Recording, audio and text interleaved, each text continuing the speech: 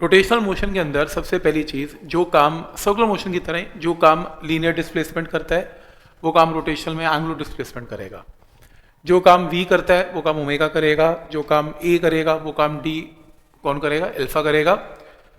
और a क्या होता है dv बाई dt, अल्फा क्या होता है d omega by dt।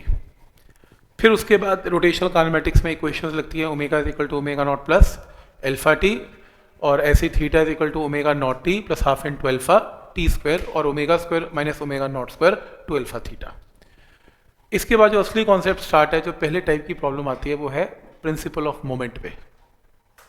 Principle of moment में या टॉर्क पे क्या कॉन्सेप्ट है कि अगर आपके पास कोई भी बॉडी है और आप एफ वेक्टर ऐसे लगा रहे हैं और ये एक्सिस से आर वेक्टर है, तो आर और एफ के बीच में एंगल सपोज कितना है थीटा, तो टॉर्क वेक्टर क्या आर क्रॉस एफ या फिर आर एफ साइन थीटा। तो ये पहला फॉर्मूला है टॉर्क निकालने का, और टॉर्क मैक्सिमम कब होता है, जब एंगल थीटा 90। इसके बाद टॉर्क निकालने का एक शॉर्टकट है। शॉर्टकट ये है कि अगर आपके पास कोई भी पार्टिकल है, ये पार्टिकल है, इसके ऊपर फोर्स लग रही है एफ, और मेरे को टॉर्क निकालना है अबाउट पॉइंट ओ, तो मैं ये कुछ नहीं ज्योमेट्री करने वाला, ये सब दिखाने के लिए आप सिंपल क्या करेंगे, फोर्स लेंगे, फोर्स वेक्टर है, और इसका परपेंडिकुलर डिस्टेंस कहाँ से लेंगे, फ्रॉम ओ। तो जैसे मान लो आपके पास कोई भी एक बॉडी है, मान लो ये ऐसे है डायग्राम, तो मान लो आपके पास एक फोर्स लग रही है एफ एक पार्टिकल के ऊपर, और आपको टॉर्क किसके अबाउट निकालना है, ओ। तो आप एक काम करेंगे, आप इसको पीछे एक्सटेंड करेंगे और इसका परपेंडिकुलर डिस्टेंस, क्योंकि फोर्स एक्स एक्सिस में है तो परपेंडिकुलर डिस्टेंस कहाँ पर मिलेगा, वाई में, तो टॉर्क की वैल्यू क्या आएगी, एफ इंटू एच। तो force into perpendicular distance from the axis, तो force into perpendicular distance from the axis क्या होगा, टॉर्क। तो टॉर्क की वैल्यू क्या होगी इसमें, F into H.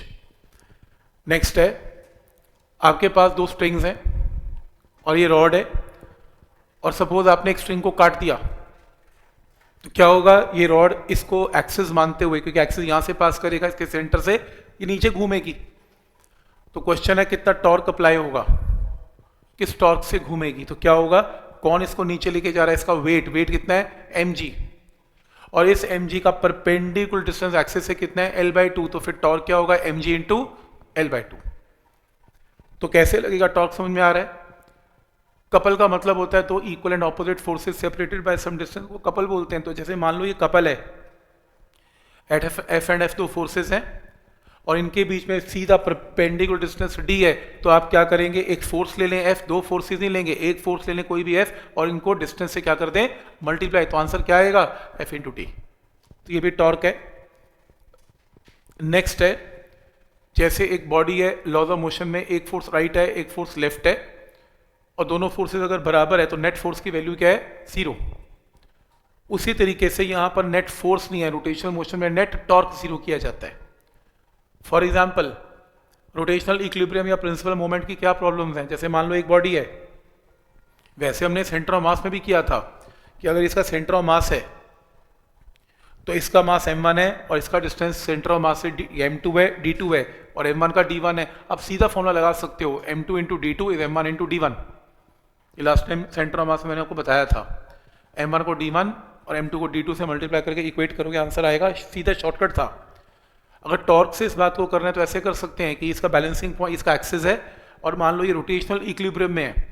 Rotational equilibrium का मतलब है ना ये ऐसे रोटेट कर रहा है ना ये ऐसे रोटेट कर रहा है, तो कौन इसे इस तरीके से मूव करवा रहा है, इसका वेट m2g, और कौन इसको नीचे लेके आ रहा है, इसका वेट है m1g। तो ये जो है ये क्लॉकवाइज टॉर्क जनरेट करेगा और ये एंटी क्लॉकवाइज टॉर्क जनरेट करेगा। तो m1g m2g का टॉर्क क्या है, force m2g into perpendicular distance कितना d2, और m1g का टॉर्क क्या है, m1g इंटू परपेंडिकुलर डिस्टेंस कितना है d1। तो इन्हें आप इक्वेट कर लेना, m2g d2 m1g, बात तो वही है, आंसर वही आएगा, m2 into d2 m1 into d1। इस बात को आप सेंटर ऑफ मास से भी कर सकते थे, आप कोऑर्डिनेट्स ले सकते थे, ये 0,0 तो ये माइनस d2,0, ये d1,0। तो अगर आप सेंटर ऑफ मास से m1 x1 m2 x2 m1 plus m2 लगाओगे तो भी आंसर एग्जैक्टली क्या आएगा, सेम। सेंटर ऑफ मास की जगह टॉर्क लगा लें और टॉर्क की जगह पे सीधा शॉर्टकट ही याद कर लें, m1 into d1 m2 into d2 करने की जरूरत क्या है, बात खत्म। नेक्स्ट है, जैसे क्वेश्चन है कि मान लो एक बॉडी नीचे गिर रही है x is equal to x naught से, और नीचे किसी भी इंस्टेंट पे ये यहाँ पर थी, इसका वेट क्या है mg, टॉर्क निकालना है अबाउट पॉइंट O, तो फोर्स y एक्सिस में है, तो इसका परपेंडिकुलर डिस्टेंस कहाँ से है, O से, कितना है x नॉट, तो क्या आएगा mg इंटू एक्स नॉट, ये इसका टॉर्क है। ठीक है यहाँ तक। इसके बाद आपको याद होगा नाइफ वाली प्रॉब्लम क्या करते थे, ठीक है। तो नाइफ वाली प्रॉब्लम में क्या है कि एक स्टिक है, रॉड है, और इसको दो नाइफ के ऊपर टिका के रखा हुआ है ताकि ये ना ऐसे ऐसे ना हो जाए, ऐसे नहीं, रोटेशनल इक्विलिब्रियम में गिवन है। और अगर ये रोटेशनल इक्विलिब्रियम में गिवन है तो आपको निकालना कि नॉर्मल रिएक्शंस क्या लगेंगे n1 n2, ये क्वेश्चन है।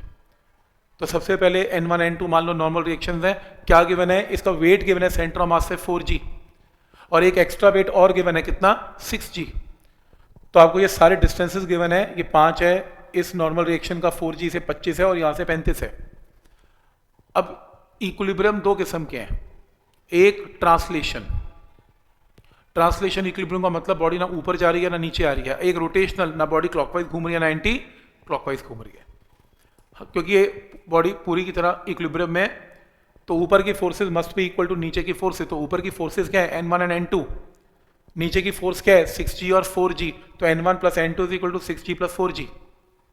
पहली इक्वेशन है। दूसरी इक्वेशन टॉर्क की इक्वेशन है, सेंटर ऑफ मास के अबाउट टॉर्क निकालो। तो इसका टॉर्क क्या है n1 into 25, force into perpendicular distance. 6g का टॉर्क क्या है 6g इंटू परपेंडिकुलर डिस्टेंस कितना है 5, तो फोर्स इंटू डिस्टेंस। इसका टॉर्क कितना है n2 इंटू ये डिस्टेंस कितना है इसका 35। तो सबके टॉर्क आ गए। अब देखना ये कौन क्लॉकवाइज कौन एंटी क्लॉकवाइज, क्योंकि नेट टॉर्क को जीरो करना है, क्योंकि बॉडी ना क्लॉकवाइज घूम रही है ना एंटी क्लॉकवाइज। तो सोचो अगर n1 फोर्स लगाएगा तो ये स्टिक कैसे घूमेगी, ऐसे क्लॉकवाइज। अगर n2 फोर्स लगेगी तो कैसे घूमेगी, एंटी क्लॉकवाइज। और इस केस में अगर ये 6g की बात करते हो, 6g अगर जोर लगाएगा तो कैसे घूमेगी, एंटी क्लॉकवाइज। तो तुमने डायरेक्शन देखनी है कि कौन सी फोर्स क्लॉकवाइज, कैसी कौन एंटी क्लॉकवाइज घुमा रहा है। तो उस केस में फर्स्ट इक्वेशन ट्रांसलेशन की, जो भी क्लॉकवाइज टॉर्क है इसमें एक ही क्लॉकवाइज है, बाकी दो टॉर्क एंटी क्लॉकवाइज है, तो क्लॉकवाइज और एंटी क्लॉकवाइज टॉर्क को इक्वेट कर देना है, और फिर साइमल्टेनियसली दोनों इक्वेशंस को सॉल्व करके n1 n2 की वैल्यू आएगी। तो ये तरीका है इस n1 n2 को निकालने का। फिर याद होगा लैडर प्रॉब्लम क्या करते थे। लैडर प्रॉब्लम में मान लो एक लैडर है, इसका वेट w है, ये डिस्टेंस गिवन है 1 है, हाफ है, 3 मीटर 2√2। यहाँ पर जमीन पे फ्रिक्शन है, और ये लैडर बिल्कुल इक्विलिब्रियम में है, ना ये रोटेट पलट, ना ये घूम रही है, ना ये स्लाइड हो रही है, कहीं नहीं जा रही। तो सबसे पहले इसका नॉर्मल रिएक्शन दीवार से क्या मिलेगा n1, इसका क्या होगा n2, इसका वेट क्या है w, और ये डिस्टेंस कितना है 3, और ये हाफ है, ये 1 है, और ये 2√2। ना ये ऊपर ना ये नीचे, ना ये लेफ्ट ना ये राइट। तो इसलिए सबसे पहले ट्रांसलेशन इक्विलिब्रियम की इक्वेशन बनेगी, और दूसरी क्या बनेगी, रोटेशनल की बनेगी। ट्रांसलेशन की क्या बनेगी, ट्रांसलेशन की इक्वेशन ये बनेगी कि लेफ्ट की फोर्स क्या है n1 और राइट की फोर्स क्या है f। तो लेफ्ट की force must be equal to right की फोर्स f। ऊपर की फोर्स क्या है n2, और कौन सी फोर्स है ऊपर, नहीं है, नीचे की फोर्स क्या है w। इक्वेशन नंबर 2 क्लियर है यहां तक। तो लेफ्ट और राइट और ऊपर और नीचे की फोर्सेस इक्वेट हो गई, ये दो इक्वेशन बन गई रोटेशनल। रोटेशनल इक्विलिब्रियम में एक ट्रिक है लैडर वाली प्रॉब्लम में, आप लैडर में से इमेजिन कर लें एक लाइन जा रही है, लैडर में से एक लाइन जा रही है, और आप अपने सारे टॉर्क इस पॉइंट के अबाउट निकालें। वैसे उस पॉइंट के अबाउट भी निकाल सकते हैं, पर आप वो पॉइंट लें जहां ज्यादा फोर्सेज एक्ट कर रही है। तो जैसे आपने ग्राउंड का, नॉर्मली ग्राउंड का पॉइंट ले लिया करते हैं। तो सबसे पहले इसका टॉर्क क्या है, क्योंकि ये ऑलरेडी एक्सिस के ऊपर ही फोर्स एक्ट कर रही है, तो ये तो टॉर्क जनरेट नहीं करेगा। एफ कितना करेगा, एफ भी नहीं करेगा, क्योंकि ये खुद एक्सिस के ऊपर काम कर रहा है। तो एक्सिस के ऊपर अगर कोई फोर्स काम करती है तो टॉर्क जनरेट नहीं कर सकती, क्योंकि एक्सिस से कुछ तो परपेंडिकुलर डिस्टेंस होना चाहिए। तो ये दोनों टॉर्क जनरेट नहीं करेंगे। फिर एक लाइन खींचना, येलो कलर की लाइन है जैसे, तो इस येलो कलर के इस तरफ जो फोर्सेज हैं, जैसे कौन सी फोर्स है n1 है, और येलो लाइन के इस तरफ कौन सी फोर्सेज हैं, एक w है और एक बस w ही है।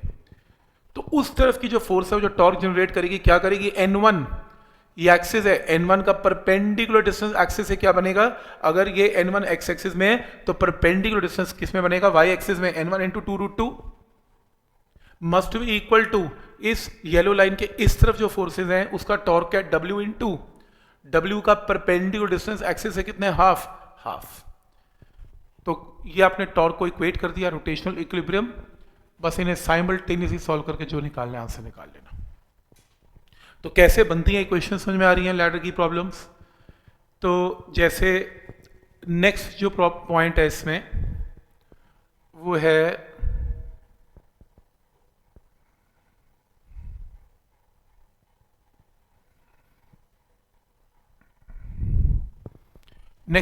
वो है मोमेंट ऑफ इनर्शिया। अभी हम ये प्रॉब्लम्स करेंगे मिक्स प्रॉब्लम। आज हम दो ही टॉपिक करेंगे, एक प्रिंसिपल ऑफ मोमेंट की प्रॉब्लम्स हैं और एक मोमेंट ऑफ इनर्शिया बस। फिर अगला जो लेक्चर होगा वो होगा रोलिंग का, काइनेटिक एनर्जी का और एंगुलर मोमेंटम का। तो दो पार्ट्स में डिवाइडेड है, आधा मोमेंट ऑफ इनर्शिया तक है, आधा उसके बाद का है। ठीक है, तो आज इतना ही काम करेंगे, मोमेंट ऑफ इनर्शिया सीख लेते हैं। मोमेंट ऑफ इनर्शिया के तो देखो सबको मालूम है, सिर्फ फॉर्मूलाज ही पता होने चाहिए और एक्सिस की थ्योरम आनी चाहिए। तो सीधी बात करते हैं, मेन बात बताता हूँ, फिर सीधा प्रैक्टिस पे आते हैं। पहली चीज़ याद रखनी है कि पॉइंट मास का मोमेंट ऑफ इनर्शिया हमेशा mr²। तो अगर एक एक्सिस के आसपास एक पॉइंट मास घूम रहा है, पॉइंट मास का moment of inertia mr², point number 1। Point number 2, ring का अगर एक्सिस सेंटर से पास कर रहा है, डेरिवेशन नहीं करनी, तो इसका मोमेंट ऑफ इनर्शिया क्या आया था, mr²। तो रिंग का मोमेंट ऑफ इनर्शिया अगर एक्सिस कहां से पास करता है, सेंटर से, mr²।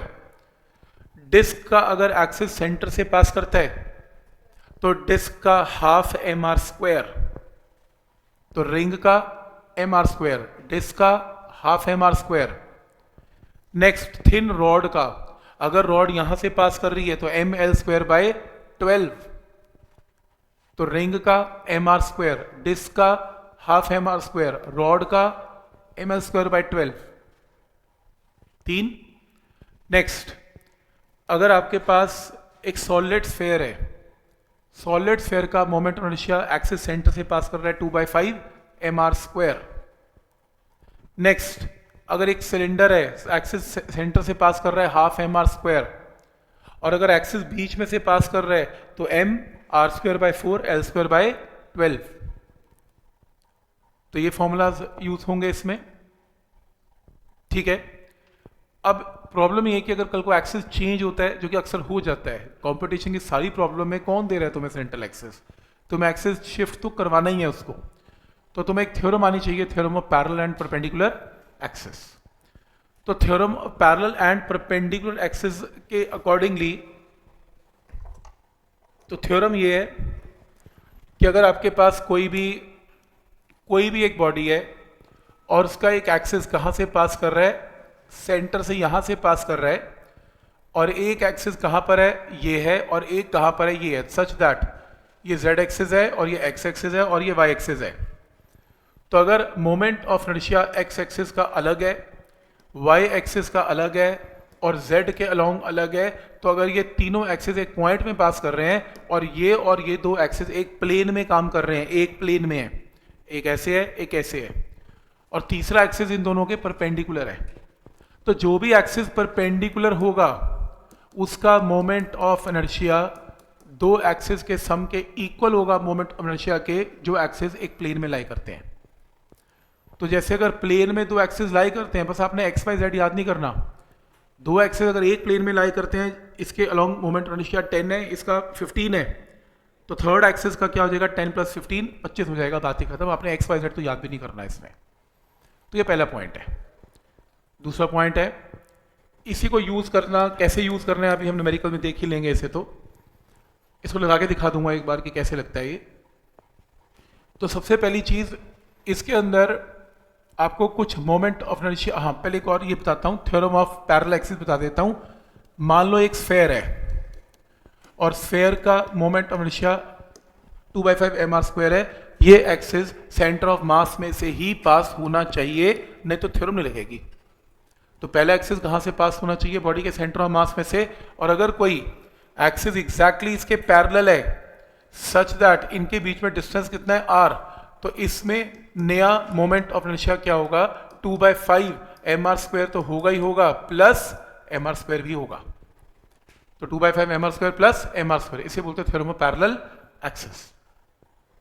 तो कुछ नहीं करना, दो एक्सिस के बीच में जो भी परपेंडिकुलर डिस्टेंस है, जैसे परपेंडिकुलर डिस्टेंस आ रहा है तो mr² उसमें ऐड कर देना, बात खत्म। क्या ये पॉइंट यहां तक क्लियर है? तो ये दो थ्योरम्स हैं, इन थ्योरम्स के बेस पे अगर हम ये बात करते हैं कि मेरे पास एक रिंग है, तो एक रिंग का वैसे इस एक्सिस में फॉर्मूला mr² होता है, तो अगर एक्सिस ऐसा है तो इस एक्सिस पे क्या बनेगा mr² तो है ही है, प्लस mr² ऐड हो जाएगा, आंसर 2mr² हो जाएगा। और ऐसी अगर ये फिगर डिस्क है तो डिस्क के अंदर ये हाफ mr² था और ये क्या बन जाएगा हाफ mr² प्लस mr², यानी कि 3/2 mr²। तो थ्योरम लगानी आ रही है, एक सेकेंड इन और फिगर दिखाता हूं इस तरह को।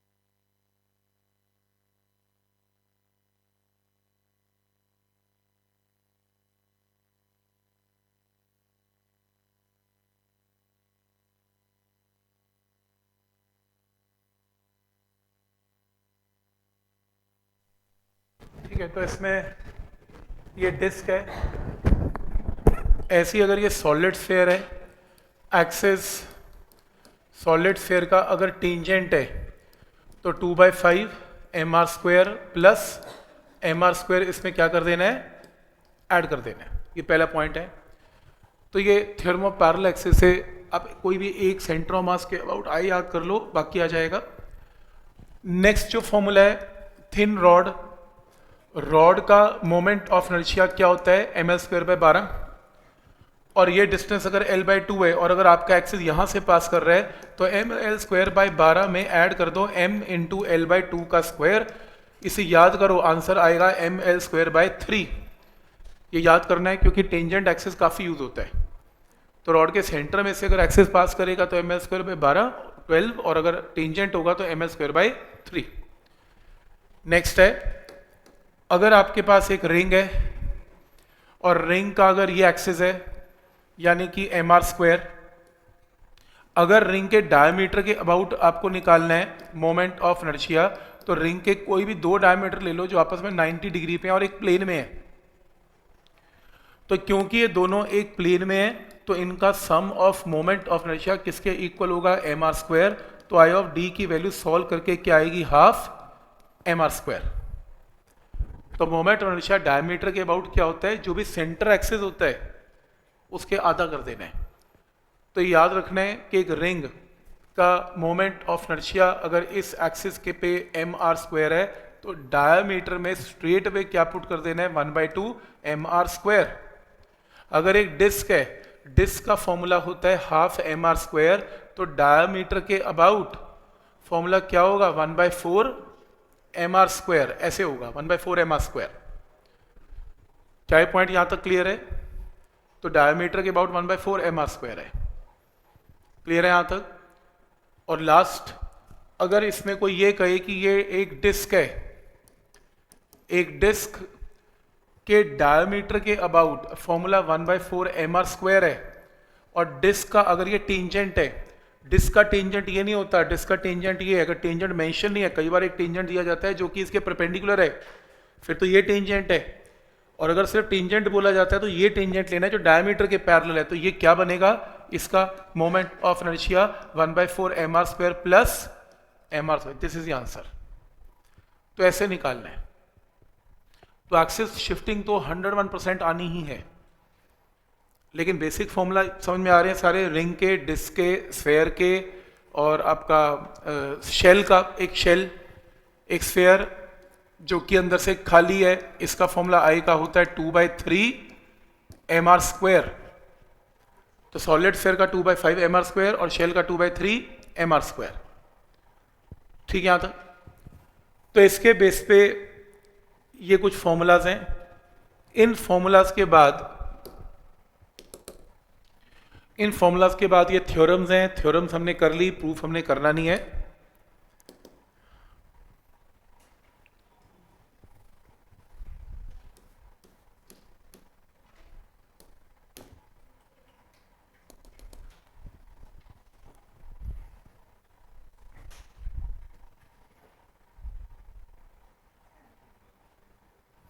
टॉर्क का पहला फॉर्मूला क्या था, आर एफ साइन फाई या आर क्रॉस एफ।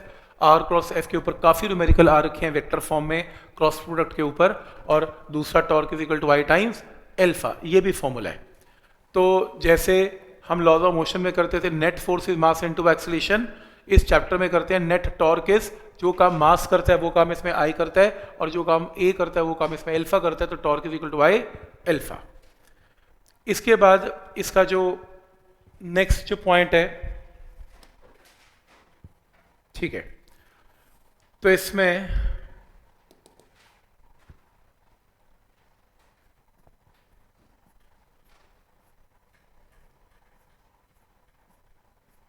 हाँ, रेडियस ऑफ गायरेशन पे तो बहुत न्यूमेरिकल्स हैं। तो रेडियस ऑफ गायरेशन पे याद रखना कि जो रेडियस ऑफ, दो चीज़ें याद रखना, अगर कोई बॉडी रोल करती है, वैसे अगला लेक्चर है रोलिंग का, तो रोल करने का मतलब ट्रांसलेशन एंड प्योर रोटेशन में होना, तो उसका सेंटर ऑफ मास मूव करता है, centre of mass translation motion में होता है, और उसका फॉर्मूला क्या होता है, v equal to R omega. इसको नेक्स्ट टाइम ही करेंगे, आज नहीं करेंगे, पर एक चीज़ करेंगे, इसको नेक्स्ट टाइम करेंगे, radius of gyration. Radius of gyration के एक इमेजिनरी डिस्टेंस है, जैसे वैसे तो सॉलिड स्फीयर का moment of inertia 2/5 M R square है, पर अगर इस सॉलिड स्फीयर को हम पॉइंट मास ले लें और एक इमेजिनरी एक्सिस के अलोंग उस पॉइंट मास को घुमाएं, और जो सेम आंसर दे 2/5 एम आर स्क्वायर के इक्वल, उस इमेजिनरी डिस्टेंस को रेडियस ऑफ गायरेशन बोलते हैं के। तो गायरेशन की फॉर्म में आई का फॉर्मूला हमेशा क्या होगा, एम के स्क्वायर। जैसे अगर किसी भी बॉडी का moment of inertia 2/5 M R square है, वो पूछेगा के निकालो, तो कुछ नहीं करना, आपने मान लेना है कि ये स्फेरिक पॉइंट मास है, तो आई का formula M K square, equate करके के की वैल्यू निकाल देना, under root of 2/5 into R. ऐसे अगर मान लो हाफ एम आर स्क्वायर है, एम के स्क्वायर पुट करके के निकाल लेना, अगर एम आर स्क्वायर है एम के स्क्वायर पुट करके के निकाल लेना, बात होगी खत्म। क्या ये पॉइंट यहां तक क्लियर है? और इसमें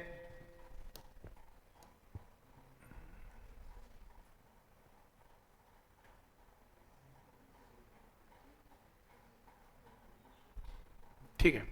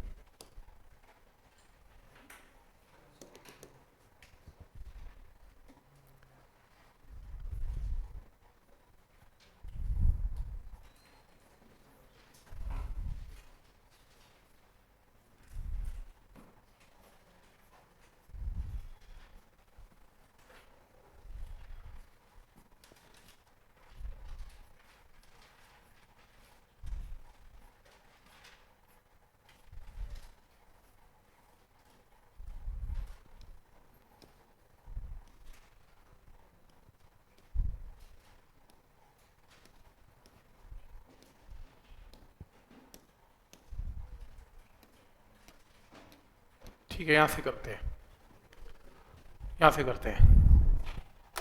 2025 का पेपर भी बड़ा आसान रखा है। टॉर्क फोर्स वेक्टर दे रखा है, पोजीशन वेक्टर आर वेक्टर दे रखा है, इसका टॉर्क वेक्टर निकाल दो यार।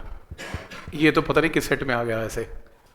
Are cross F, torque vector cross product आता है ना करना, आई माइनस जे के, वो पूरा डिटर्मिनेंट से बना के करते हैं जो आई माइनस जे के वाला तरीका। तो इसका क्रॉस प्रोडक्ट निकाल दो। आपको एफ वेक्टर पता है, आपको आर वेक्टर पता है, तो टॉर्क वेक्टर का फॉर्मूला क्या लगेगा? R vector cross F vector. क्या आंसर आ रहा है? सी। सी। तो क्रॉस प्रोडक्ट सबको आता है, ठीक है। नेक्स्ट ये लो, बेसिक आ रखे हैं, मैं बता रहा हूँ। जिसको बेसिक भी आते हैं ना यार, तो पेपर तो क्लियर ही है, ऐसी बात भी नहीं है। बड़े क्वेश्चन की तो जरूरत ही नहीं है, तो छोटे छोटे से ही काम चला पड़ा है।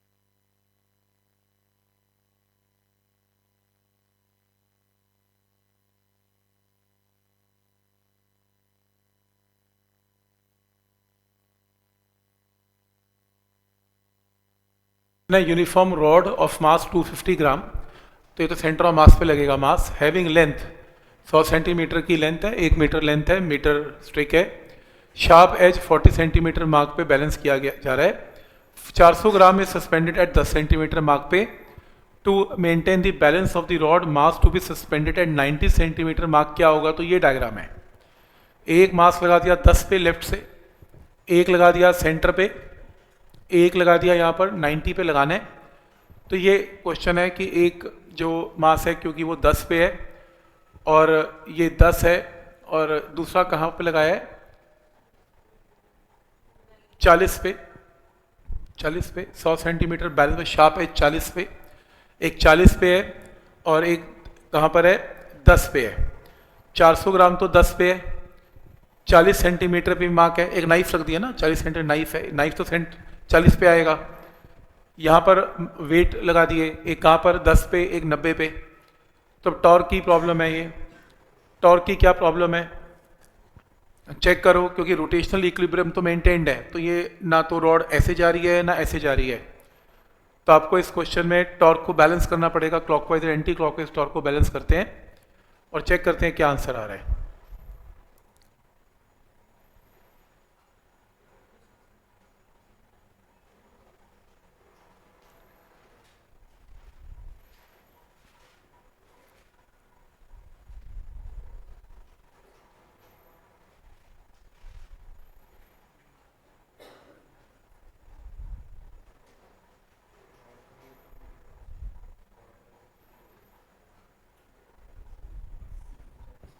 देखो, ये पॉइंट समझ में आया क्या किया इसने?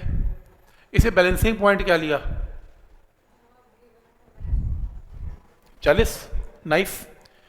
तो नाइफ के हिसाब से तो फिर इसका जो नाइफ जो लगी हुई है बैलेंसिंग पॉइंट है, इसमें कितने मासेज हैं? 3। एक तो 400 ग्राम है और कितने 250 ग्राम का मास है, और वो सेंटर ऑफ मास पे होगा।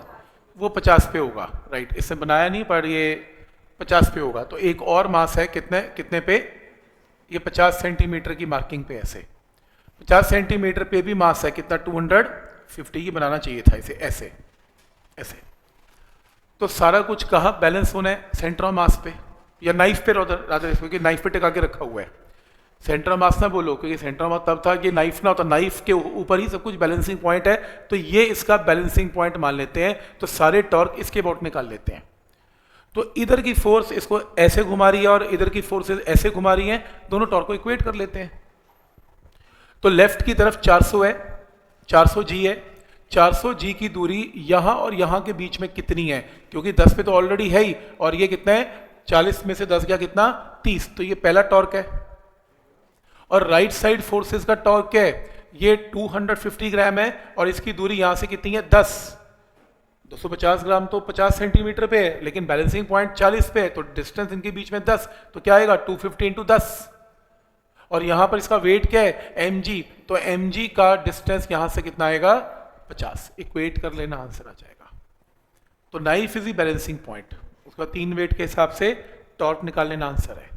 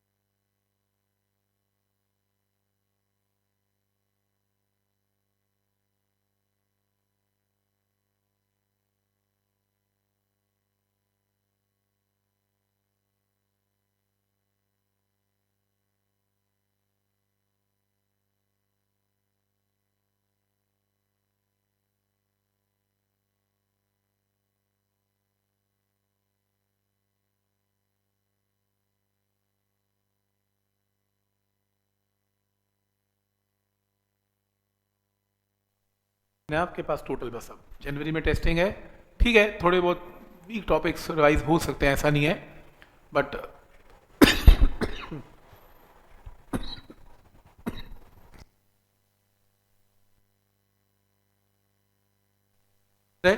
दिसंबर के एंड तक आपको प्लस वन प्लस टू एक बार तो रिवाइज कर देनी है, तो आपकी एफिशिएंसी ज़्यादा आएगी। जनवरी में लेके बैठ जाओगे यार कोई चैप्टर, तो मॉक टेस्ट कैसे दोगे, प्रॉब्लम है ना। जैसी भी है कोई प्रॉब्लम नहीं है, एक बार चाहे एनसीईआरटी लेवल या बेसिक लेवल, एक बार चीज़ों को घुमा दो एक बार, कोई प्रॉब्लम नहीं है। आप ये ना सोचो कि मेरी पूरी तैयारी नहीं हुई, वो तो यार 2 साल बाद भी नहीं होगी, वो तो आज मेरी भी नहीं है, उससे कोई फर्क नहीं पड़ता। वो एक दिन आएगा जब मैं सारे क्वेश्चन कर पाऊंगा, वो दिन कभी नहीं आएगा, फिर हट जाओगे 2-4 क्वेश्चन में। तो आप पहले एक बेसिक लेवल को ठीक कर लो। जब आप सारे सब्जेक्ट का बेसिक लेवल, बेसिक मतलब छोटे छोटे क्वेश्चन ठीक कर लोगे, तो आपका फिर भी कुछ परसेंटेज ऑफ पेपर तो ठीक हो ही जाएगा, ठीक है। फिर आप रिवीजन के अंदर मॉडरेट टाइप क्वेश्चंस पे आओ, मॉडरेट क्वेश्चंस को फिर मॉडरेट पे काम करो, फिर इस तरीके से आप लेवल उठेगा आपका, ठीक है। एक चैप्टर जो है, जो इसको क्लोज करो कैसा भी, ठीक है। तो जो PYQ पेंडिंग है इसको क्लोज करके, भूल लें तो कोई बात नहीं, वो ठीक हो जाएंगे बाद में, ठीक है। ऐसा नॉर्मली बंदे को लगता है मैं भूल जाऊंगा एक बार करके, तो कुछ नहीं होगा, वो सब ठीक हो जाएगा एंड में। आना तो एक ही क्वेश्चन है, पूरा किताब का चैप्टर थोड़ा कोई सॉल्व करवा रहा है तुमसे 50 क्वेश्चन का, एक ही क्वेश्चन पूछना है उससे, क्या पता आसान पूछ ले। आ गया आंसर कितना, B है, W sin थीटा, A है, देखो वो कह रहा है हैवी आयरन बार है जिसका weight W is having one end on the ground and other at the shoulder of the person. ये रहा एक बंदा, ये रहा इसका शोल्डर, और ये हैवी बार को शोल्डर पे उठा के बैठ गया ऐसे ऐसे। तो कह रहा है ये बार ने एंगल क्या बनाया यहाँ से, थीटा। तो एक फोर्स यहाँ लगेगी, एक यहाँ लगेगी। The weight experience by the person is, तो एक्चुअल जो वेट लग रहा है वो क्या लग रहा है, W। इसकी लेंथ क्या है, L/2 and L/2 centre of mass पे लग रहा है। तो इस बंदे को क्या वेट लगा, नॉर्मल रिएक्शन लगा। आपको नॉर्मल रिएक्शन लगाना है, और यहां भी नॉर्मल रिएक्शन लग रहा है, पर अगर आप ये एक्सिस लें, क्योंकि रॉड टिका के बैठा हुआ है, ज़्यादा दब गई तो शोल्डर नीचे दब जाएगा, तो ऐसे रोटेशनल इक्विलिब्रियम खराब हो जाएगा, पर वो टिका के बैठा है, it is in rotational equilibrium. तो अगर ये एक्सिस ऑफ रोटेशन है तो ये तो टॉर्क लगाने से रहा, ये तो लगाएगा नहीं। ये कितना लगाएगा, W इंटू परपेंडिकुलर डिस्टेंस, ये अगर L/2 है तो राइट एंगल ट्राइंगल में ये लेंथ क्या बनेगी, L/2 cos थीटा। तो इसका टॉर्क क्या बनेगा, और मैंने लैडर वाली प्रॉब्लम में बताया था, एक लाइन खींच लिया करो, इस लाइन के इधर और इधर के टॉर्क को इक्वेट कर दो। नीचे का टॉर्क है W into L/2 into cos theta, और नॉर्मल रिएक्शन का टॉर्क है, ये नॉर्मल रिएक्शन है, और इसका परपेंडिकुलर डिस्टेंस ये रहा, ये रहा। तो अगर ये L है तो ये क्या बनेगा, ये बनेगा N into L cos theta, cos theta L, cos theta L cancel, तो N की वैल्यू कितनी है, W/2, आंसर इज W/2। तो उसके कंधे पे नॉर्मल रिएक्शन लगेगा, तो आप अपना नॉर्मल रिएक्शन निकालेगा, ये क्वेश्चन है। ठीक है, लैडर वाली प्रॉब्लम पूछी लेकिन अलग हट के पूछी, तो ये एक्सियल रोटेशन है फिर से। तो लैडर वाली प्रॉब्लम में, बाहर वाली प्रॉब्लम में यहाँ नॉर्मल रिएक्शन, यहाँ नॉर्मल रिएक्शन, यहाँ वेट, तो एक तो एक्सिस मानना पड़ेगा, जमीन वाले पॉइंट को एक्सिस मान लो, तो ये तो उड़ जाएगा, इसका तो टॉर्क ही नहीं है। तो एक वेट टॉर्क लगाएगा, एक एन टॉर्क लगाएगा, दोनों को इक्वेट कर देना है, वहां से एन की वैल्यू आएगी। ठीक है, यहां तक कोई डाउट इसमें?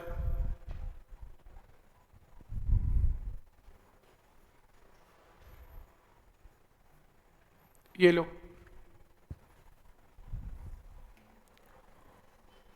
क्या करेंगे बस ये बता दो, torque vector equal to R vector cross F vector, हर साल यही ऐसे क्वेश्चन डाल ही देते हैं वो। तो आर क्रॉस एफ निकाल लेना, आंसर आएगा। बता दो सिर्फ क्या करना है, एफ वेक्टर गिवन है, क्या गिवन है, आर वेक्टर, फिर से क्या करोगे, R vector cross F vector, answer है। ऐसा पेपर आ जाए, मजा आ जाए। नेक्स्ट, नहीं अगले बैच में जो मर्जी आए, हमें तो ठीक आ जाए।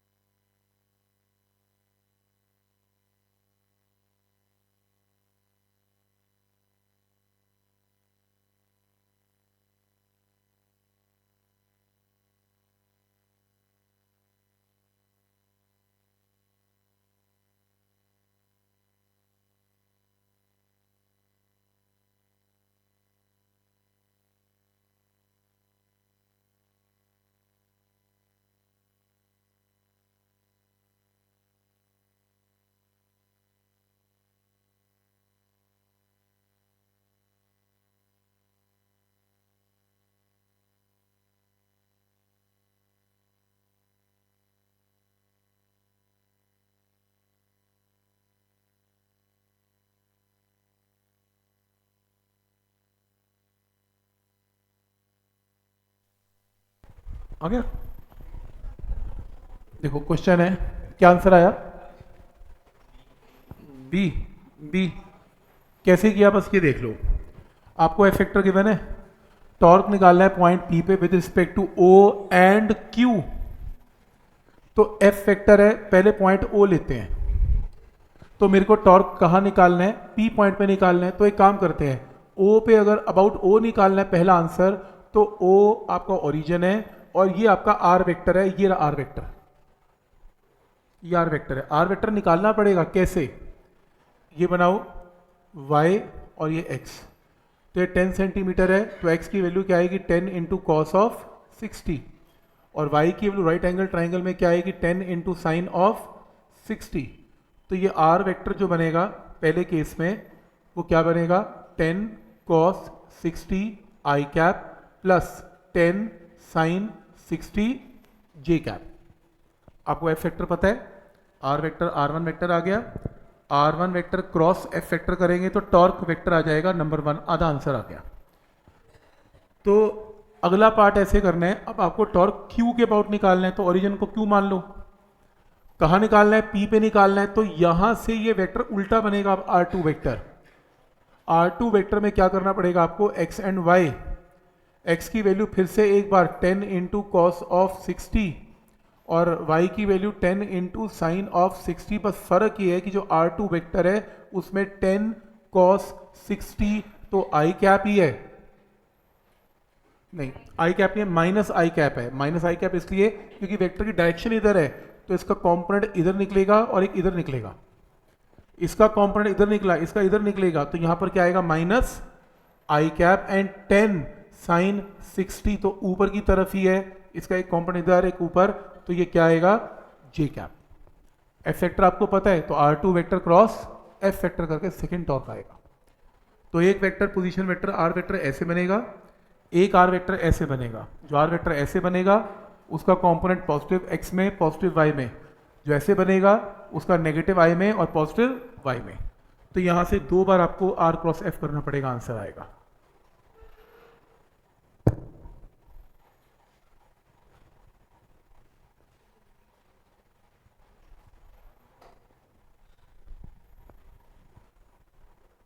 ज्योमेट्री सही नहीं है।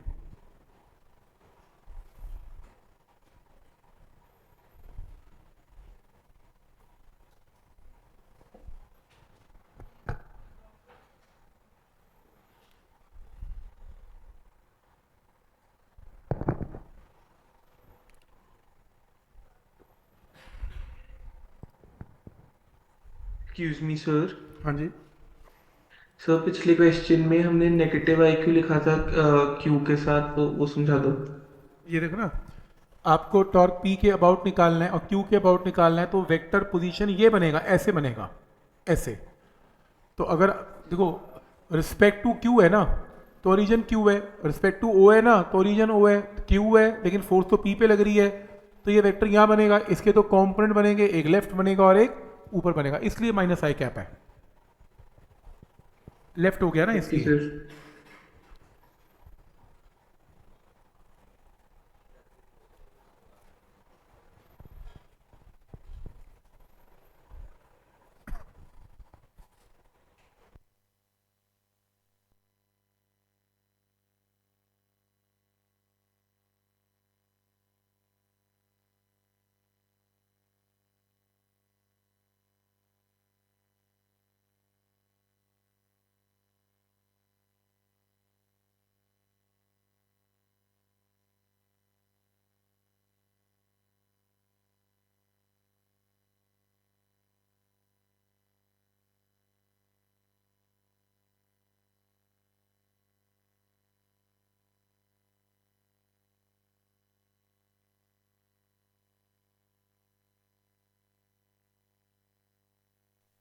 चाहिए मेरे हिसाब से। ये वो कह रहा है कि यूनिफॉर्म सिलेंडर है जिसका मास m है, एक सीढ़ी बनी हुई है स्टेयर, ये रही सीढ़ी, इसके इसको ऊपर चढ़ाना है इसके। तो वो कह रहा है एफ फोर्स को अप्लाई कर रहे हैं वो पॉइंट पे, and the minimum value of F required is equal to what? F की मिनिमम वैल्यू क्या है, ये क्वेश्चन है। तो एफ की मिनिमम वैल्यू में काम करते हैं, ये एफ है तो ये आर है, तो राइट एंगल ट्राइंगल बनाते हैं इसमें, ये कुछ ऐसा राइट एंगल ट्राइंगल बनेगा, ऐसा, ये देखो। तो इसके अंदर इसका रेडियस कितना गिवन है, आर, ये स्टेप कितना है, ए, तो ये साइड क्या बनेगी, आर माइनस ए, ये साइड आर माइनस ए, और ये क्या है, आर, आर नहीं है, नहीं आर नहीं है, आर तो ये, हाँ ठीक है, छोड़ दो कोई बात नहीं। तो ये थीटा एंगल है, इट्स ओके, कोई बात नहीं, वैसे रहने दो, कोई दिक्कत नहीं है, ये थीटा एंगल है। तो मेरे को ये पता है ये डिस्टेंस आर माइनस ए है। तो ये जो साइड बनेगी, देखो मैं चाहता क्या हूं, मैं कॉन्सेप्ट क्या लगाना चाहता हूं, डिस्टेंस को छोड़ो, चलो 2 मिनट, डिस्टेंस तो आपने निकाल ही लो, मैं चाहता हूं ये ऊपर चढ़ जाए। ऊपर चढ़ने के लिए मान लो ये मेरा एक्सिस बनेगा, इसके अबाउट इसको ऊपर चढ़ना है, तो F force into perpendicular distance from the axis. अगर आप मुझे डिस्टेंस बता दें, तो जो भी ये डिस्टेंस x है, तो मैं क्या करूंगा, f, ये जो भी, अच्छा ये तो r ही गिवन है, जरूरत ही नहीं है इसकी, तो ये f है और ये डिस्टेंस रेडियस क्या है, r, तो टॉर्क क्या अप्लाई करेंगे, f इंटू आर, ये क्लॉकवाइज टॉर्क जनरेट करेगा और बॉडी को कैसे घुमाएगा, क्लॉकवाइज। ठीक है यहां तक। अब हम बात करते हैं किसकी, कौन रोक रहा है इसको, इसका वेट रोक रहा है, क्योंकि वेट जो टॉर्क लगाएगा वो क्या लगाएगा, वेट कैसे है, नीचे वाई एक्सिस में, और इसका परपेंडिकुलर डिस्टेंस क्या बनेगा, ये डिस्टेंस x बनेगा, x बनेगा। तो वेट का टॉर्क क्या बनेगा, mg इंटू एक्स। तो अगर आपका ये टॉर्क क्लॉकवाइज टॉर्क, वेट इसको पीछे लेके जा रहा है, एंटी क्लॉकवाइज टॉर्क जनरेट कर रहा है, f क्लॉकवाइज टॉर्क जनरेट कर रहा है, तो f का प्रोड्यूस किया हुआ टॉर्क अगर वेट के टॉर्क से बड़ा है तो ये घूम जाएगा। तो तभी तो उसने किया F into R should be greater than M G into X. अब ये x क्या है, ये r है, तो ये क्या बनेगा, x is equal to R cos theta. देख लेना इस ट्राइंगल के अंदर ये एंगल क्या है, आपको कुछ एंगल थीटा गिवन है, चेक करना, आर कॉस थीटा बन रहा है ट्राइंगल में, कौन सा एंगल थीटा ओरिजिनल डायग्राम में चेक करें एक बार, गिवन नहीं है इसमें, खुद दिया है इसने, बना लो कोई बात नहीं, बना लो कोई फर्क नहीं है, ये लो बना लेते हैं, ये डायग्राम ऐसे बन जाएगा, थोड़ा बड़ा करके बनाते हैं, मैं वही चेक कर रहा हूँ, कोई बात नहीं, वो कोई फर्क नहीं है, आर साइन थीटा ले लो, लेकिन उसकी वैल्यू तो साइन थीटा की पुट करनी पड़ेगी ना, तो ऐसी कुछ आएगी, चेक कर रहा हूँ भाई।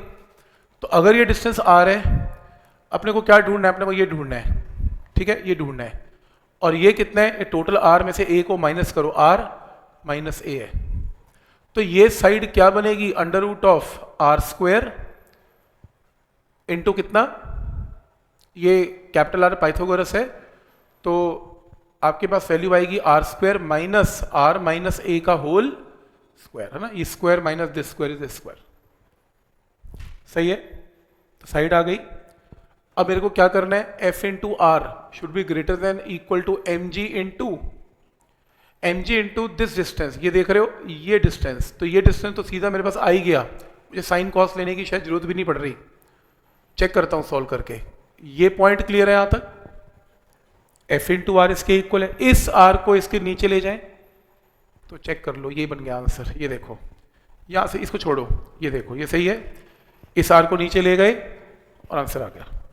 फिर कैलकुलेशन खुद करनी है, इस आर को अंडर रूट के अंदर लेके जाएंगे तो आर का स्क्वायर अंदर जाएगा, फिर सिंप्लीफिकेशन है, कॉस थीटा रहने दो, मैंने बता ही दिया पाइथागोरस से कैसे आंसर आएगा उसका, तो M G into this distance, और ये डिस्टेंस पाइथागोरस से, और एफ इंटू आर तो आपको पता ही है क्या है, तो यहां से आंसर आएगा इसका, ये लो,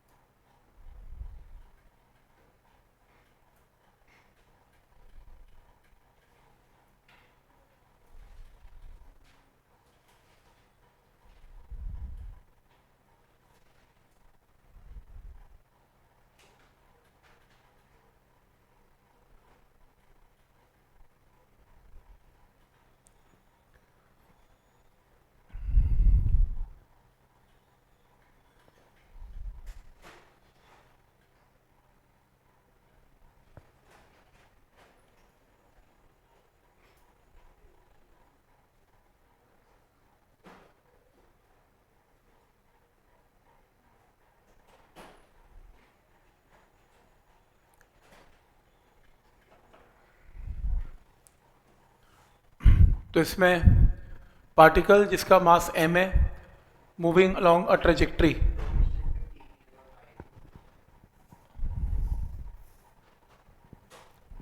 कहाँ पे, हाँ ये y है, ये गलत है, ये स्प्रिंट है, ये y है। ठीक है, तो आपको ये कह रहा है ट्रेजेक्ट्री है, ये x और y की ट्रेजेक्ट्री है, टाइम के साथ चेंज हो रही है। टॉर्क अबाउट ओरिजिन क्या होगा at time t is equal to 0, ये क्वेश्चन है। तो पहले आपको आर वेक्टर निकालना पड़ेगा। आर वेक्टर क्या होगा, एक्स आई कैप और वाई जे कैप। तो सबसे पहला काम है, काम करते हैं, R vector X I cap Y J cap, X की जगह एक्स की टर्म, वाई की जगह वाई की टर्म, और फिर एंड में क्या करेंगे, इसमें एक्स की जगह एक्स की टर्म तो पुट कर दी, वाई की जगह वाई भी टर्म पुट कर दी, लेकिन हमने क्वेश्चन कब करना है, at time T equal to 0, तो मैंने टाइम को यहां पर क्या पुट कर दिया, 0, तो टाइम वाली सारी टर्म गायब हो गई, तो आर वेक्टर आ गया। अब मुझे क्या चाहिए, मुझे आर क्रॉस एफ चाहिए, एफ तो है नहीं, आर वेक्टर को डिफ्रेंशिएट करो, पहले उसका जो जो भी एक्स, क्योंकि एक्स अलग वाई अलग गिवन है, एक्स को 2 बार डिफ्रेंशिएट करो तो ए एक्स आएगा, वाई को 2 बार डिफ्रेंशिएट करो तो ए वाई आएगा, और दोनों जो ए एक्स और ए वाई आया इसमें टाइम को फिर से 0 पुट कर दो, तो ए एक्स आई कैप और ए वाई जे कैप, तो आपके पास नेट एक्सेलेरेशन आ गई। इस नेट एक्सेलेरेशन को मास से मल्टीप्लाई करेंगे तो नेट फोर्स आ गई। फिर आर वेक्टर तो पता ही है, एफ वेक्टर पता लग गया, आर क्रॉस एफ कर लेना, तो आपके पास ये आंसर आएगा, डन। क्या ये पॉइंट यहां तक क्लियर है कि कैसे करना है? तो एफ वेक्टर भी खुद ही निकालना पड़ेगा, 2 बार डिफ्रेंशिएट करके आपको पहले ए वेक्टर पता लगेगा, फिर एम इंटू ए वेक्टर से फोर्स पता लगेगी।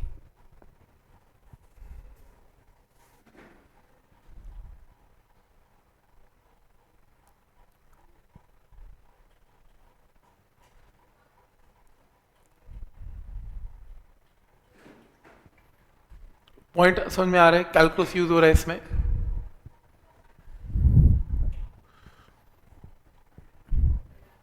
ठीक है, तो आइडिया क्लियर है, कैलकुलस आप सबने किया हुआ है। अब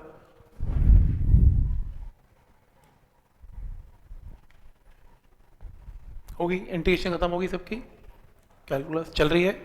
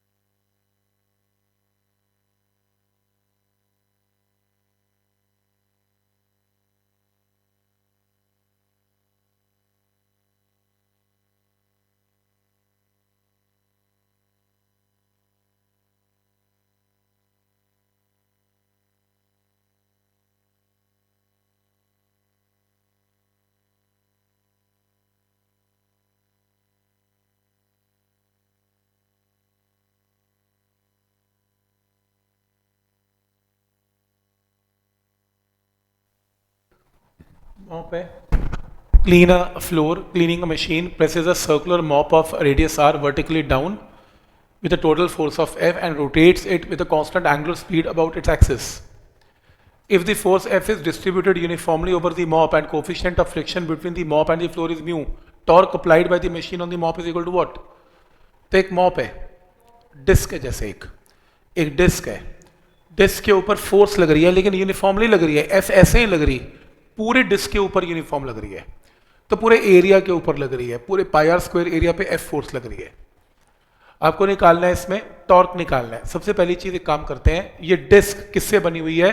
बहुत सारी रिंग से, क्योंकि इंटीग्रेशन तो करनी पड़ेगी ना। क्यों? क्योंकि सबसे पहले काम करना पड़ेगा अपने को, एक डिस्क लिया आपने, ये मॉप है और इसका रेडियस कितना है?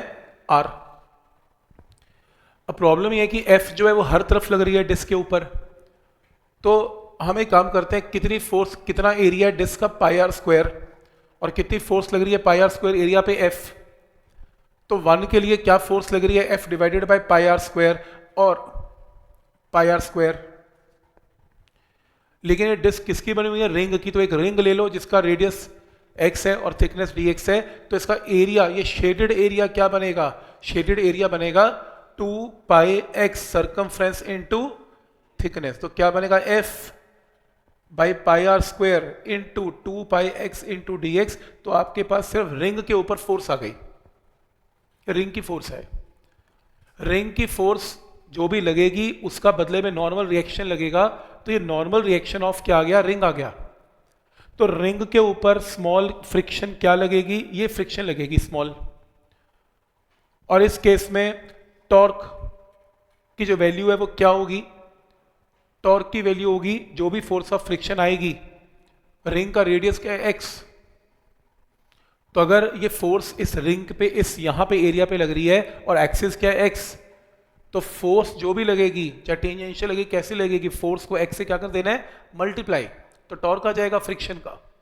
तो फ्रिक्शन जैसी भी लगेगी, जब ये मॉप मूव कर रहा होगा, तो फोर्स टेंजेंशियल है और x जो है उसका परपेंडिकुलर डिस्टेंस है, तो f इंटू एक्स इसका टॉर्क आएगा। अब f की वैल्यू तो रिंग की आपके पास है, पर आपको तो डिस्क के लिए करना है, तो आपको इसको 0 से कैपिटल आर क्या करना पड़ेगा? इंटीग्रेट। मुश्किल क्वेश्चनों में से है, नॉर्मल क्वेश्चन तो नहीं है, उस टाइम सोचना मुश्किल है। रूल तो कर ही नहीं रहा, रूल कौन कर रहा है? टायर रोल ही नहीं करना, करना क्या है इसको आई के साथ करके?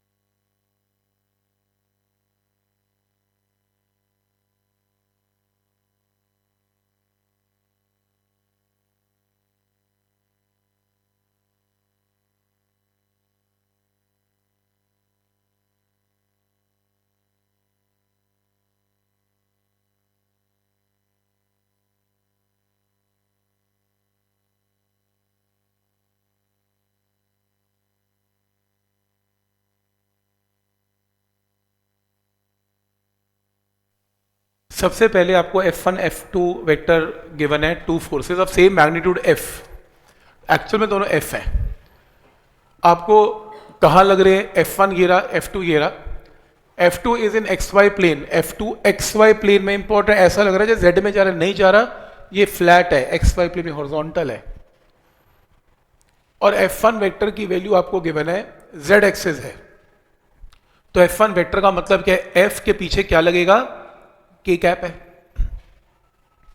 F1 वेक्टर कहां काम कर रहा है, यहां काम कर रहा है, तो क्या आ गया, R1 वेक्टर आ गया, R1 वेक्टर आ गया। तो टॉर्क वेक्टर क्या होगा, R1 vector cross F1 vector. तो आपके पास क्या आएगा, टॉर्क वेक्टर क्या आएगा, R1 vector cross F1 vector. तो ये टॉर्क की वैल्यू आएगी आंसर नंबर 1। तो एक टॉर्क आ गया, लेकिन प्रॉब्लम यह है कि आपको moment of these forces about point O निकालना है। आपको एक टॉर्क, देखो प्रॉब्लम यह है कि इसमें दो इकट्ठी फोर्सेस लग रही हैं, मैंने सिर्फ F1 के साथ क्वेश्चन सॉल्व कर दिया, तो मेरे को R1 क्रॉस F ये टॉर्क 1 वेक्टर आ गया। ऐसे ही मेरे को एक टॉर्क 2 वेक्टर भी निकालना है, फिर दोनों टॉर्क का वेक्टर सम निकालना है, दोनों टॉर्क को ऐड कर लेना, आंसर आएगा। आधा आंसर आ गया, आधा आंसर। ये F2 ये देखो ऐसे, अब ये जो है ये कुछ इस तरीके से काम करेगा, इसके दो कंपोनेंट्स होंगे कुछ ऐसे, इस F2 वेक्टर के दो कंपोनेंट्स बनेंगे, ये 30, इसका एक कंपोनेंट बनेगा F इंटू कॉस ऑफ 30, और एक कंपोनेंट क्या बनेगा, F into sine of 30, right.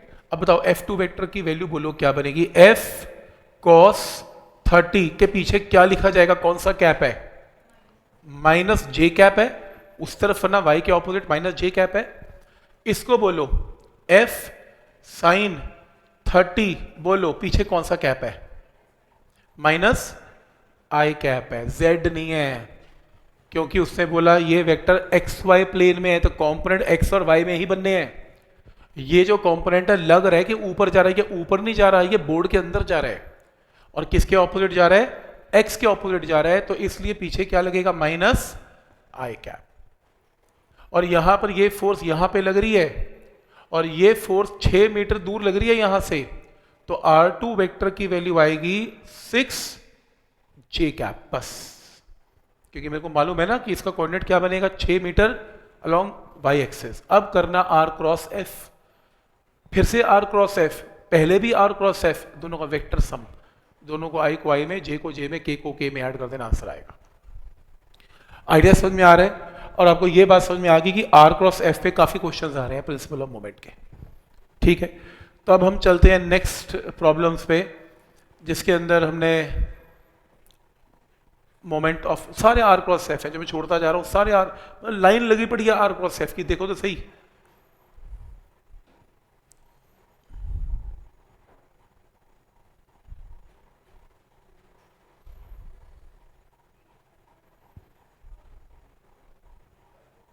यहां से करते हैं, तो यहां पे, यहां से 66। अब मोमेंट ऑफ इनर्शिया की प्रॉब्लम्स है।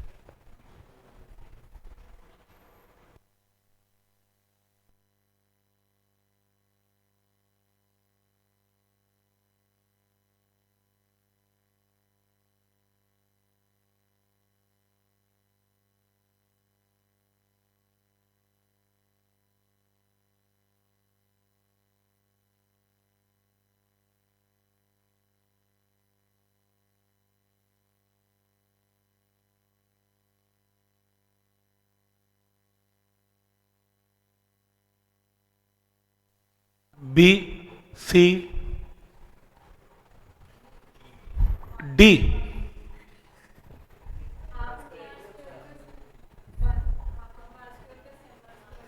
Answer D B.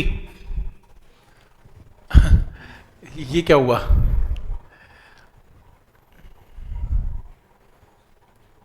ये तो आपने भी यही तो बोल रहे हो आप लोग।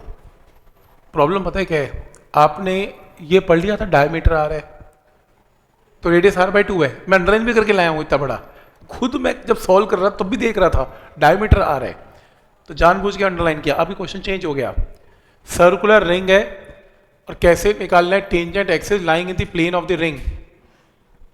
तो अपने को क्या करना है, अपने को ये करना है, तो ये ये रहा, इसके इसके अबाउट निकालना है, ये प्लेन ऑफ द रिंग है। तो ये टेंजेंट है पहले, अब ये टेंजेंट है, इसका फॉर्मूला क्या होता है रिंग का, हाफ इंटू एम इंटू, वैसे तो आर स्क्वायर होता है पर यहां पर आर बाय 2 का स्क्वायर है। क्या था रिंग का, वैसे तो एम आर स्क्वायर होता है पर डायमीटर के अबाउट वैल्यू हाफ हो जाती है, तो हाफ एम आर स्क्वायर होता है, पर यहां तो आर भी नहीं पुट कर सकते, यहां पर तो आर बाय 2 पुट करना पड़ेगा।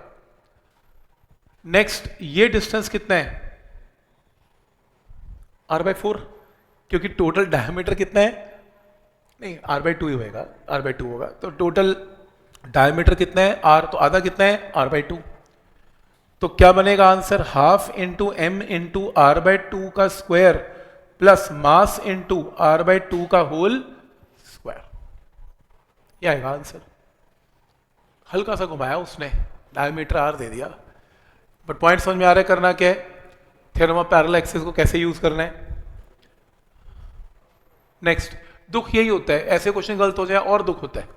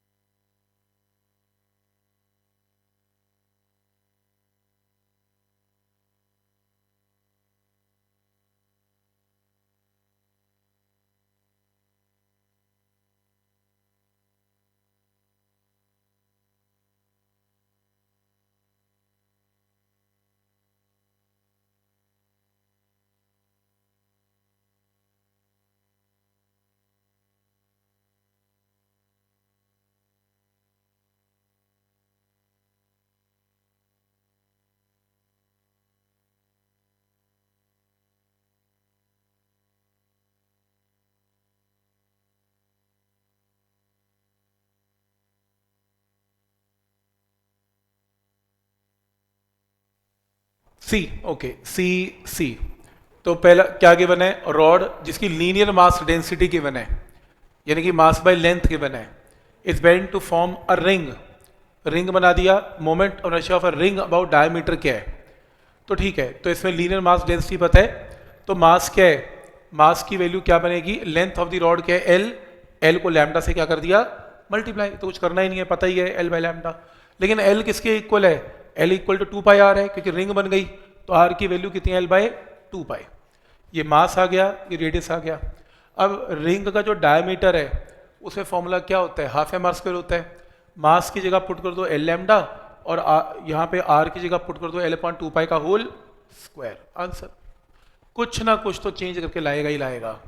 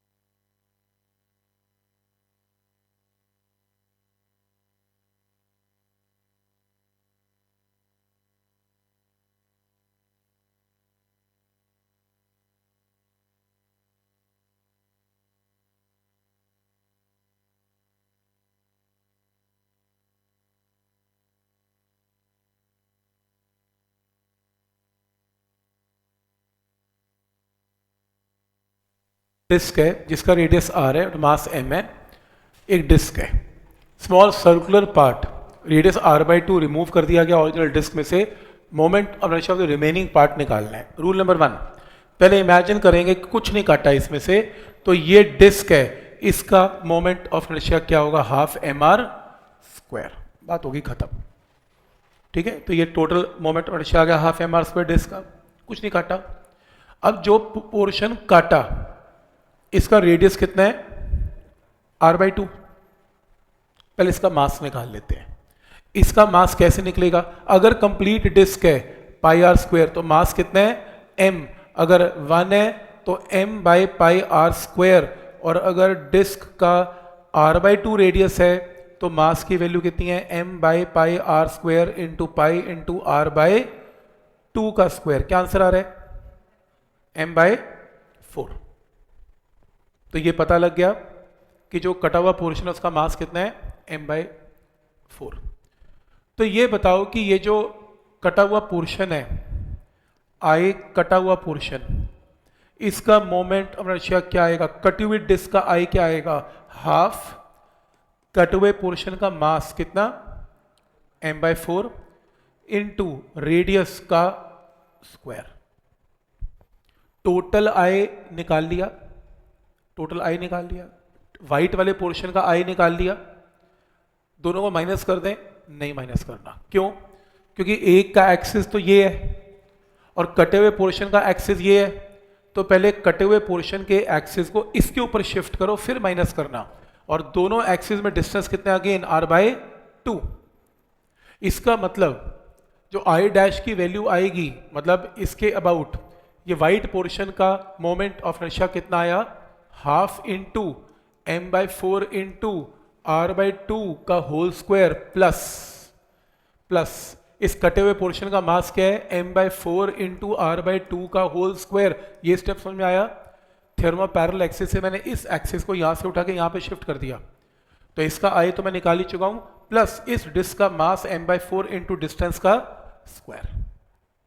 तो ये वैल्यू आ गई आई डैश। अब आप रिमेनिंग आई जो रिमेनिंग निकालेंगे उसमें क्या करेंगे, जो टोटल आई आया था हाफ mr² में से इस आई डैश को माइनस करेंगे और आंसर आएगा। लॉजिक समझ में आ रहा है। सीधा माइनस नहीं करना, माइनस तब करना है जब दोनों एक्सिस क्या करते हैं, कोइंसाइड करते हैं। तो पहले आप इसका अलग निकाल लो, इसका अलग निकाल लो, फिर इसको इस पे शिफ्ट कर दो, फिर टोटल में से शिफ्टेड आई को माइनस कर दो। तो समझ में आ रहा है, यहाँ तक इंपॉर्टेंट क्वेश्चन है, हर साल इस टाइप की प्रॉब्लम आती है पेपर में।